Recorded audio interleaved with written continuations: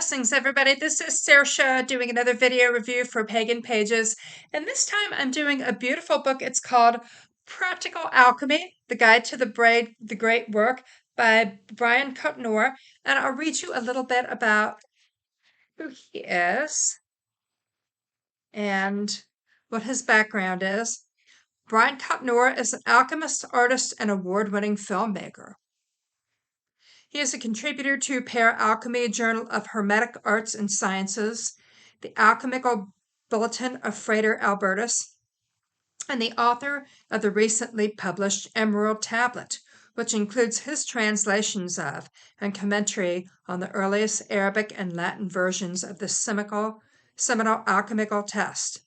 His films have been screened at MoMA, Sundance Film Festival, HBO, PBS, and other international venues. The book itself was first published in 2006, and a second edition was put forth this year in 2021, and it's by Wiser Books. You can learn more about their books at redrealwiser.com, and this is only 128 pages. You would think that you'd be able to breeze through a book like this that's so short, but the information is very deep and requires a lot of study. He's got the book broken up into 3 different parts, and part 1 is definitions and foundational information. Part 2 is tools and techniques and substances that you use for the practice of alchemy. And part 3 lists some appendices with a chock full of information. So I'm going to read to you some of Brian's writings. And this is in the chapter overview of alchemy. Alchemy is a word that has come to mean in the popular imagination the changing of lead into gold. It's true that many historical alchemists have pursued this goal, each with a different motivation. For some, transmutation was an outward sign, dramatic, yet only a sign of inner attainment. For others, it was a demonstration of profound insight into nature. For quite a few others, it was a dream of fast money. Wouldn't we all love that? And for some, it was a way to bring about peace and prosperity for the many poor and sick. Here's how some alchemists describe alchemy. During the 13th century, an alchemist named Gerber said, "This science treats of the imperfect bodies of minerals and teacheth how to perform them." Paracelsus in 1540 said, "Alchemy means to carry to its end something that has not yet been completed." Antoine Joseph Pertiny in 1758 had a little bit more to say. He said, "Alchemy is a science and art of making affirmative powder which transmutes the imperfect metals into gold, and which is a useful universal remedy for all the natural illnesses of man, of animals, and of plants." Some early alchemists were scientists that were trying to figure out how things worked, chemically, what you combined with what and what it created. Some were trying to turn lead into gold for riches, for their employers, for their royalty, for themselves. But some were learning about medicines, and we have them to thank. Obviously, medical understanding has built more from generation to generation. And some alchemists use the funding from their sponsors to help them to learn things that we have certainly benefited from. Okay, so I'm going to go through separate chapters and talk about different things. In part 1, in chapter 1, they talk about the aspects of alchemy. And let me show you this. They talk about the elements of fire, air, water, and earth. He's got a nice chart here of what the different meanings are. Some of the original meanings go back to St. Thomas Aquinas, Plato, very, very old meanings. We talk about what the 4 elements mean to us today, but reading in this book, you hear about the history of who said what about it, and so on and so forth. He talks a little bit more about the elemental qualities. Fire is hot or dry. Its primary essence is hot. Secondary is dry. All moisture is consumed by the heat. And water, for example, its primary quality is wet. This is the higher of the passive qualities, of course. And then it's also hot, secondary. This is due to its closeness to fire. And it's interesting to see how they define all of this. They talk about the planetary spheres. Each of the planets is defined and what it influences. For example, Venus is warm and moist. It warms moderately but moistly, humidifies like the moon. It's feminine. It stands for affection, love, and beauty. The principle of attraction and the body, it ascribes to the neck, kidneys, ovaries, veins, and their circulation. Its element is copper and its day is Friday. On the zodiac, the second and fourth houses are ruled by Venus, as is Taurus and Libra. The deities that are ascribed to Venus are Venus, Aphrodite, and the goddess Isis. Now, there's one chapter I'm going to read a little bit more about. This is very important. Chapter 6 is about the Emerald Tablet. It's the very heart of alchemy. It is considered to be one of the oldest alchemical texts. Legend has it that it was found near Hebron in a cave that was the tomb of Hermes, called Thoth by the Egyptians. Hermes, or Thoth, is the god of writing, science, and math. Depending on the version, the tomb was discovered by Zara, the wife of Abraham, Alexander the Great, or Apollonius of Tyana.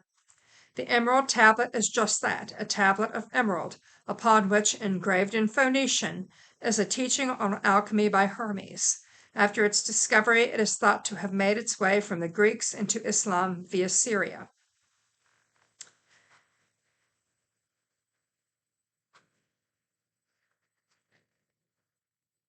It's very, very old.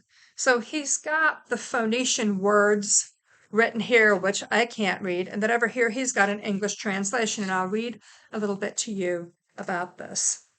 Oh, but first I do that. He says, this is one of the roots of alchemy. Read it, study it, track down its various sources, read it again, then meditate on it. Memorize it, and you will always have it with you to refer to as the work progresses. At the very least, a copy of the Tabla Samargandia, or Emerald Tablet, should be tacked above your workbench and read and contemplated before working. Meditate on it line by line, word by word, and it will gradually open itself to you as you gain understanding from the actual work. So this is hardcore, a very important publication in alchemy. And if you're going into alchemy, he says this is something that you really need to be proficient with. And I'm just going to read parts of it. That which is above is that which is above. And that which is above is as that which is below. So as above, so below, to accomplish the miracles of the one. And that's capitalized. So to me, that means God. As above, so below. We talk about that a lot. Its father is the sun, its mother is the moon. The wind carried in its belly. Its nurse is the earth.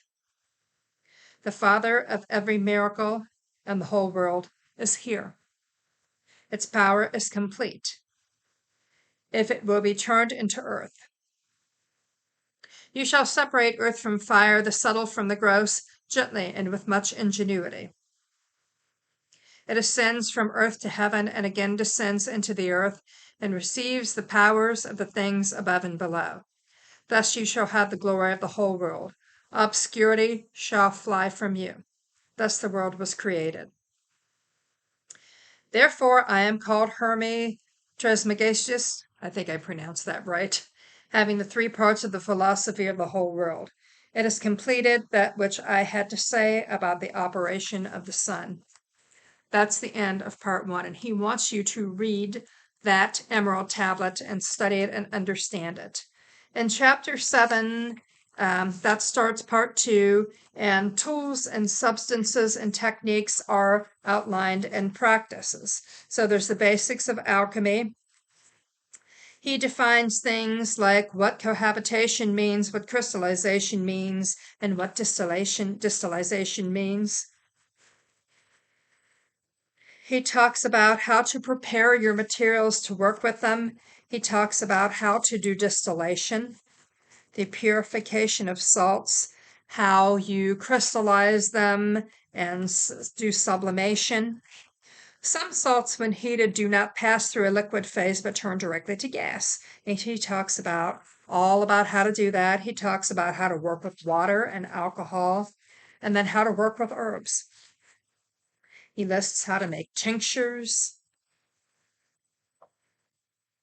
Now I'm going to go ahead and skip all the way past all of that to chapter 17. He has a parting contemplation on transmutation, and I'm going to read most of that to you. With your mind steadily and calmly focused, divide matter using whatever system is the most familiar, whether contemporary physics or the elements of the Greeks. Take an object and divide it. Keep dividing it with your mind until you cannot divide anymore. Enter there, rest your mind there, and begin to explore. Staying there, look around for the object in which you began. Does it really exist? Once you have brought the object to a point where it has been broken apart one step too many and been lost, you have arrived at the point which transmutation becomes possibility. Is this the prima materia?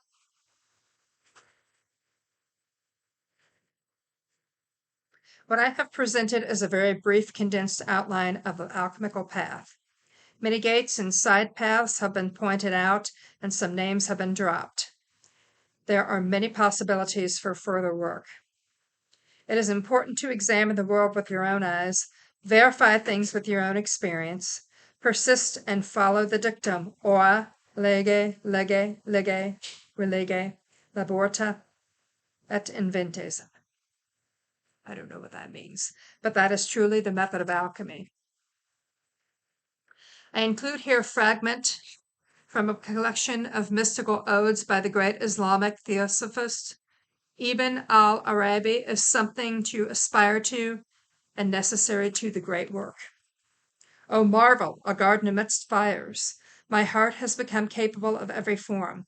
It is a pasture for gazelles, and a convent for Christian monks, and a temple for idols, and the pilgrim's Kaaba, and the tablets of the Torah and the book of the Koran.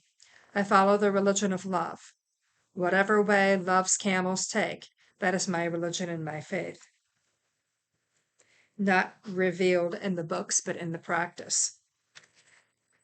What he's getting at in this is alchemy is not just about going poof, poof, poof. That's just chemistry. It's about changing yourself intellectually and spiritually and understanding the way that things work and our place in it. And the appendices, he talks more about laboratory safety, which is very important. Think and use your common sense is one of the things that he says. Different lists of equipment, different ways to do distillation. There's photographs in there. Plants and planets, and their English name and their Latin names. He's got a pretty extensive list of that. And then there's a bibliography. If you are at all interested in alchemy, most especially if you are getting started out on your path, this is a really good book that talks about the history of it and the concepts of it and different techniques to use. The author and one of the people who wrote in the foreword say that they wish when they had gotten started in alchemy, something like this had existed for them. As a guide for new people instead of having to figure it all out on their own. And obviously they want you to figure out a lot on your own, but they're just lending a helping hand. So this is a wonderful publication from Brian, who is an award-winning artist who does incredible things and is a man of many gifts and skills, and I highly recommend this. And this has been Saoirse with another video review for Pagan Pages. Blessed be.